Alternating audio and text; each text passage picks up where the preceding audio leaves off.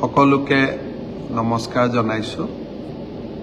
ৰাজ্যৰ সামগ্ৰিক বান পৰিস্থিতি সামান্য আমি উন্নতি দেখা পাইছো। আজি পাছিঘাট, ডিব্ৰুগড়, নিমাতী আৰু গুৱাহাটী ব্ৰহ্মপুত্ৰৰ পানী বিপদসীমাৰ তললৈ আহিছে আৰু ই যথেষ্ট ৰাইজক সকাহ দিব পাৰিব বুলি মই আশা কৰিছো। অৱশ্যে ধুবুৰী আৰু গোৱালপাৰাত ব্ৰহ্মপুত্ৰৰ পানী এতিয়াও বিপদসীমাৰ ওপৰেদি বৈ আছে। তথাপিতো আমি সাধাৰণতে চাওঁ যে ব্ৰহ্মপুত্ৰৰ পানী ৰাইজিং ট্ৰেণ্ডত আছে নে ফলিং ট্ৰেণ্ডত আছে। আৰু আজি আমি দেখা পাইছো যে গোটেই দিনটো ব্ৰহ্মপুত্ৰৰ পানী ফলিং ট্ৰেণ্ডত আছে আৰু সেইকাৰণে আশা কৰিব পাৰোঁ যে অহাকালি নিশ্চয় পৰিস্থিতি আৰু অধিক উন্নতি হ'ব।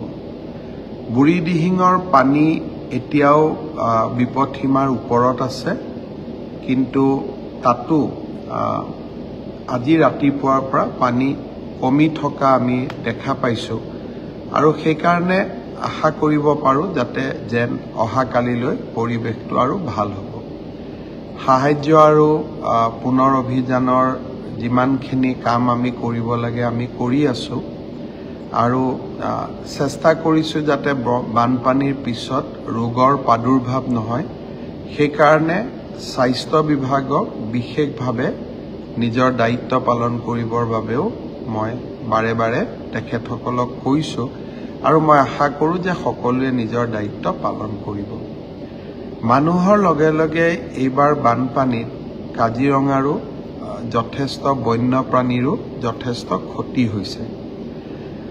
মই আপোনালোকক জনাব খোজো যে কাজিৰঙাত পানীত ডুবি এতিয়ালৈকে ৯৪টা হক ডিয়েৰৰ মৃত্যু হৈছে আৰু ৬টা গড়ৰো পানীত ডুবি মৃত্যু হৈছে।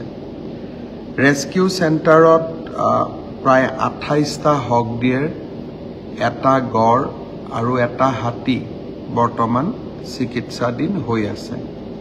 বানপানী হ'লে মানুহৰ লগে লগে বন্য জীৱ জন্তুৰো ক্ষতি হয় আৰু প্ৰত্যেকবাৰে কাজিৰঙাত সেই ক্ষতি আমি দেখা পাওঁ। অৱশ্যে ৰেস্কিউ চেণ্টাৰ হোৱা বাবে বা আমাৰ খুব প্ৰম্প্ট ৰেছপন্স হোৱা বাবে আমি বহুত বন্য জীৱ জন্তুৰ জীৱন ৰক্ষাও কৰিব পাৰোঁ, কিন্তু তথাপিতো প্ৰতিটো মৃত্যুৱেই দুখৰ আৰু ই আমাৰ বাবে একোটা শোকৰ বাতৰি। আজিৰ দিনটোত আৰু এটা দুখ লগা ঘটনা যোৱা পৰহিৰ পৰাই আপোনালোকে জানে যে হৰলাল চৰকাৰ বুলি গুৱাহাটীৰ এগৰাকী বাসিন্দা যোৱা পৰহি দিনাখন ৰাতি স্কুটাৰ লৈ যাওঁতে জ্যোতিনগৰৰ কাষত সামান্য দুৰ্ঘটনাত পতিত হয়। তেওঁৰ সন্তান অবিনাশ এটা উন্মুক্ত নলাত পৰি যায় আৰু যোৱা কালিৰ পৰা দেউতাক মাকে খুব আপোনালোকে টিভিত দেখিছে কিমান মনত বেদনা আৰু কষ্ট লৈ নিজৰ সন্তানটিক বিচাৰি উলিয়াবৰ বাবে চেষ্টা কৰি আছিলে। NDRF, SDRF, ফায়াৰ ব্ৰিগেডৰ মানুহ সকলোৱে চেষ্টা কৰিছে, যোৱাকালিও চেষ্টা কৰিছে, আজিও চেষ্টা কৰিছে ল'ৰাটোক বিচাৰি উলিয়াবৰ বাবে। মই আজি বাপেকক লগ কৰিবৰ বাবে বামুণী মৈদামলৈকে গৈছিলোঁ। বাপেকৰ লগত কথা বতৰা পাতিলোঁ, মাকৰ লগতো কথা বতৰা পাতিলোঁ আৰু বাপেকক এইটোৱে সান্তনা দিব চেষ্টা কৰিলোঁ যে অন্তত যিজন ল'ৰা এতিয়াও বাচি আছে তাৰ স্বাৰ্থত আপোনালোক ঘৰলৈকে যাওক, নিশাৰ আহাৰ গ্ৰহণ কৰক, খোৱা বোৱা কৰক আৰু ৰাতিপুৱা আকৌ চাৰ্চ অভিযান যেতিয়া আৰম্ভ হ'ব, উদ্ধাৰ অভিযান যেতিয়া আৰম্ভ হ'ব, তেতিয়া আপুনি আকৌ আহি আমাৰ উদ্ধাৰকাৰী দলটোৰ লগত সহযোগিতা কৰক। যোৱাকালি ৰাতিও দেউতাকজনে পগলাৰ দৰে ঘূৰি ফুৰিলে, ঘৰতো নগ'ল, ৰাতি খোৱা বোৱাও নকৰিলে আজি মই সান্তনা দিয়াৰ পিছত ডিচিয়ে জনালে যে বাপেক আৰু মাক আজি ঘৰলৈ উভতি গৈছে। অহাকালি ৰাতিপুৱা ডেফিনেটলি তেওঁলোক আকৌ আহিব। আমিও উদ্ধাৰ অভিযান চলাই ৰাখিম যাতে আমি অবিনাশক বিচাৰি উলিয়াব পাৰোঁ। আপোনালোক সকলোৱে জানে যে আজি তিনিচুকীয়াত আৰু এটা অত্যন্ত দুখ লগা ঘটনা ঘটিলে। এজন একাদশ শ্ৰেণীত পঢ়া ছাত্ৰই স্কুলৰ অধ্যক্ষজনক ছুৰীৰে হত্যা কৰিলে। ই এটা সঁচাকৈ মনত দুখ লগা ঘটনা আৰু আমাৰ অসমতো যে এনেকুৱা ঘটনা হ'ব পাৰে আমি ভাবিবই নোৱাৰোঁ। যি নহওক যিখিনি আইনী ব্যৱস্থা ল'ব লাগে আমি ল'ম, কিন্তু এই ঘটনাটোৱে আমাৰ সকলোৰে মনত আজি শোকৰ ছাপ পেলাই গ'ল। মই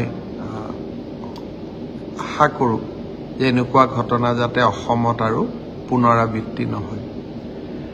বানপানী, অবিনাশ, শিৱসাগৰৰ দুৰ্ঘটনা, তাৰ মাজত আজি অসমলৈ এটা ভাল খবৰ আহিলে। নেশ্যনেল মেডিকেল কাউন্সিলে, নেশ্যনেল মেডিকেল কমিশ্যনে তিনিচুকীয়া মেডিকেল কলেজখনক আনুষ্ঠানিক স্বীকৃতি প্ৰদান কৰিলে। তিনিচুকীয়া মেডিকেল কলেজখন আনুষ্ঠানিক স্বীকৃতি পোৱাৰ লগে লগে আমাৰ তিনিচুকীয়া মেডিকেল কলেজখন অসমৰ 13তম মেডিকেল কলেজ হ'ল। মোৰ আজিও মনত আছে 2006 চনত মই স্বাস্থ্যমন্ত্ৰীৰ প্ৰথম দায়িত্ব লৈছিলোঁ। সেই সময়ত অসমত মাত্ৰ 3খন মেডিকেল কলেজ আছিল, গুৱাহাটী, শিলচৰ আৰু ডিব্ৰুগড়। 2006ৰ পৰা 2024 যোৱা 18টা বছৰত অসমত আৰু নতুনকৈ 10খন মেডিকেল কলেজ হ'ল। তিনিচুকীয়া মেডিকেল কলেজৰ আজিৰ স্বীকৃতি মোৰ কাৰণেও এটা ডাঙৰ মাইলৰ খুঁটা যে স্বাস্থ্যমন্ত্ৰীয়ে হওক বা মুখ্যমন্ত্ৰীয়ে হওক মোৰ কাৰ্যকালত অসমত 10খন মেডিকেল কলেজ নতুনকৈ আৰম্ভ হ'ল। মোৰ স্বদেশৰ বাবে, মোৰ স্বজাতিৰ বাবে এটা অৱদান থৈ যাব পাৰিলোঁ বা অৱদান থৈ যোৱাৰ যিটো প্ৰচেষ্টা তাত সাক্ষী হৈ থাকিব পাৰিলোঁ। আজিৰ এই দিনটোত তিনিচুকীয়া মেডিকেল কলেজখনৰ নিৰ্মাণ বা তাক সজাই পৰাই তোলাত যিসকলে সহায় কৰিলে, বিশেষকৈ মেডিকেল ফেটাৰ্নিটিৰ সকলোকে ধন্যবাদ জনাইছোঁ। মুখ্যমন্ত্ৰীৰ কাৰ্যালয়তে আছোঁ। আমাৰ দিনটোৰ মিটিং বা বানপানী এই গোটেইবিলাকৰ ব্যস্ততাৰ পিছত কিছু সময় অফিচৰ যিমান নথি পত্ৰ আছে সেই কামখিনি কৰিব লাগিব। আপোনালোকক শুভৰাত্ৰি জনালোঁ। সকলো ভালে থাকক আৰু বিশেষকৈ সকলো শুবলৈ যাওঁতে বানপানীত যিসকল ক্ষতিগ্ৰস্ত হৈ আছে, ৰিলিফ কেম্পত আছে, তেওঁলোকৰ কাৰণে ভগৱানক প্ৰাৰ্থনা কৰিবৰ বাবে মই অনুৰোধ জনাম।